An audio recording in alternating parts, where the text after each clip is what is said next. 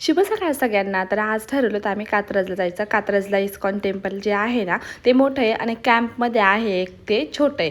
तर म्हटलं आज तिकडे जाऊ, कारण खूप दिवसानंतर जाणार होतो आम्ही. आधी गेलो 2-1 वर्ष झाले असतील, नंतर गाडी वगैरे पार्क केली आणि मग निघालो. आणि नितीन ठरवलं होतं की आज आपण आर्यनला घेऊ. आराध्या पण आली आणि मावशींना पण घेतलं होतं. आम्ही सगळे एवढे सोबत आलो होतो आणि बराचसा 1 तास लागतो बरं का घरापासून जायला. पुढं गेलो तर हे बघा एवढं मोठं आहे ना, आणि सगळे बाजूने ना बिल्डिंग आहे आणि आतमध्ये येते. आणि इथं सगळे ना गुलाबाचे गावरंग गुलाबाचे झाडं लावलेले होते.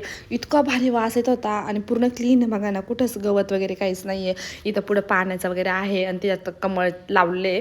आणि मग चप्पल वगैरे काढल्या. आणि चप्पलचं कसं आहे माहिती आहे का, तुम्ही फ्रीमध्ये ठेवा, पण टोकन जे दिले असतं ना ते जर हरवलं तर मग ते आपले कोण चार्जेस घेतात. नंतर तुला दान केलं प्रेमचं आणि वंशूचं आधी पण केलं, पण म्हटलं आता परत करू. आता भगवद्गीता वगैरे ठेवून केलं होतं.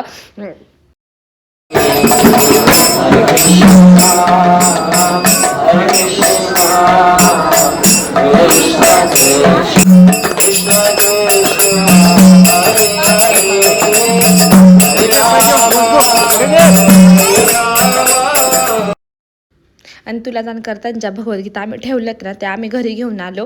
म्हटलं ज्याला पाहिजे असेल त्याला देता येईल, किंवा मग प्रेमच्या बड्डेच्या दिवशी किंवा वंशूच्या बड्डेला वगैरे रिटर्न गिफ्ट म्हणून त्याच देऊ. कोणाच तरी घरामध्ये त्या जातील नाही का. आणि ते झालं, मेन मंदिरात आलो. आणि हे बघा इतकं छान आहे ते मंदिर. आणि ना त्याचा टायमिंग असतो बरं का ताईनं, मला काही एवढं टाईम माहीत नाही, पण 12 नंतर बंद होतं ते.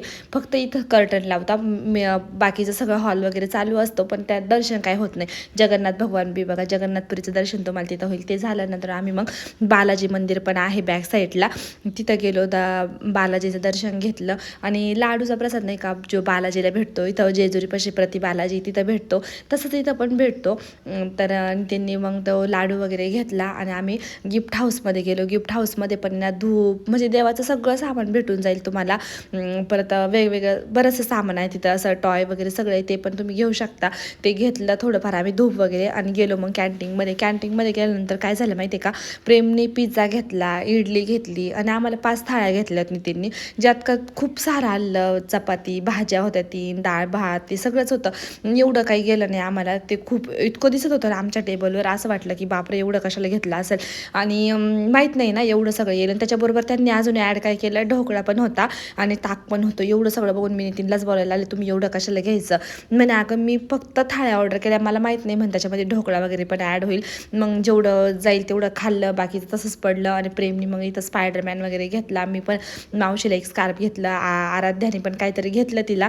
आणि मग निघालो घरीचा. तर मग बाय.